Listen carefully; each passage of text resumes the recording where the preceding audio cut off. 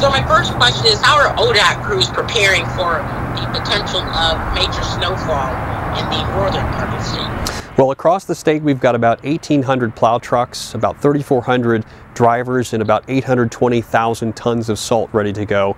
And so that's about 96% of our salt capacity in our barns. So we have plenty of manpower, plenty of equipment, plenty of material to handle the snowstorm. What we're looking at now is just keeping an eye on the forecast. It looks like things are going to start off as rain, which kind of limits our ability to pre-treat. But the good news is our pavement temperatures are pretty warm right now, so that will certainly help us to get ahead of the snow. When it starts to fall, it'll hopefully melt on contact early on, but as the temperatures drop and the snow increases in intensity, certainly that's when the battle will begin for us. What training have truck driver, plow drivers been going through in order to prepare for this? So they get a little refresher as we get into the winter season, but a lot of our drivers have been doing this for years and years. They're really good at what they do. We measure our success by if we can get our primary routes back up to speed within 2 hours of the end of a snow event. Last year we hit that goal 98% of the time, so we're pretty good at it. Once the snow starts to slack off, that's when we can really start making some headway. The real key is for drivers to give us room, and if you can stay home during the snow event, please do, because when we've got more space to get that snow moved off the roadway, we can get it done a lot quicker and a lot more efficiently than if we're having to constantly moving around vehicles or having vehicles moving around us. So the more space, the more time we've got, the better to get those roads cleared. What are drivers anticipating for the rest of the winter season when it comes to any future storms, and how do they prepare for that? Well, we're maybe more major than this. Yeah, no. So we're constantly watching the forecast, constantly in contact with our partners at the National Weather Service. We also have a private forecasting vendor that helps to advise us on what the weather's looking like. So certainly we're looking to see what Mother Nature might hold. Some years we have a very intense winter. Other years, like last year, we have a very mild winter. And so it all is going to depend, and it all kind of evens out in the end, if you will. For example, this past winter being so mild, that's helped us tremendously when it comes to the salt that you see behind me. That salt, a lot of it is from last winter. So we didn't have to buy a lot of salt to get our barns restocked for this winter. And that has made a huge difference because that not only brings the price of salt per ton down, but it also means we're just not having to spend as much money on the front end of the winter to restock our barns. Now, obviously, we could have a very intense winter. We might use a lot of it, if not almost all of it. And then next winter is going to be a little more expensive. So it all kind of evens out in the end. What role does the severity of the snow play, and how many crews will be on roads?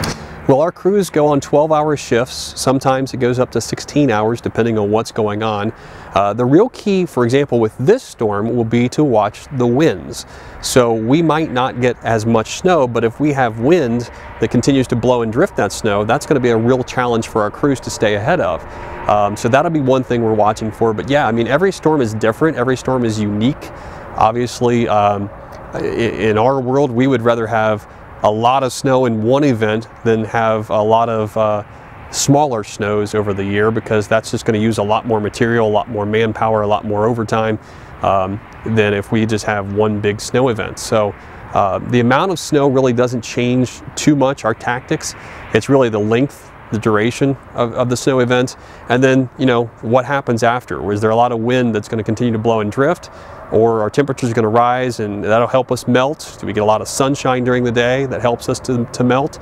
Or is it going to continue to be cloudy? We're going to have to continue to hit those overpasses and treat those because temperatures stay cold. So really it's just going to vary from storm to storm. How can people find updates on where crews are or the conditions on the roads? I think the biggest thing, Jaden, is just follow us on social media. In the Toledo area, our Twitter account is ODOT_Toledo. We also have ODOT_NW Ohio. Those are two great resources. Our statewide account is ODOT_statewide. And then of course we post some information on Facebook as well. You can also check ogo.com, that's OHGO.com. And there's an app for OGO, and that will give you access to more than 800 live traffic cameras across the state, live traffic speeds, also gives you alerts when there are traffic incidents. So those are some great tools for keeping on top of where we are, how we're handling things, and what the road conditions look like. What else should people know ahead of this snow event? I think the big thing is, this is the first snow that we've had really kind of across the state. I know we've had some snow earlier in the month up in the Toledo area, but this is kind of the first statewide snow event, significant snow event. So, it's just a matter of retraining your brain to deal with and drive in those snowy conditions. If you don't have to leave your home when the snow is coming down, please stay home. That just helps us get ahead of the storm so much better. And really, if you are having to drive, just make sure you're slowing down, giving yourself that extra stopping distance. And of course, when you see our plow trucks out there, give them the room they need to work. They typically are going to be going slower than the rest of traffic. And they also tend to put out a snow cloud when they're moving that snow off of the roadway. So that reduces visibility around those plows. So if you can just stay and keep your distance away from them, that's always very helpful, not only to you as a driver, but to us as a driver as well.